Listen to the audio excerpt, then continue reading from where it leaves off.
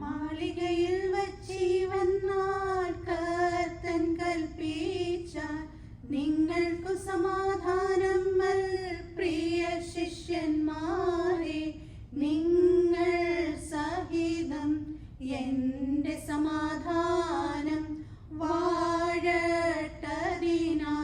പാപവിമോചനവും ദുഷ്ടങ്ങൾ നിന്നും നിത്യം രക്ഷയുണ്ടാകും.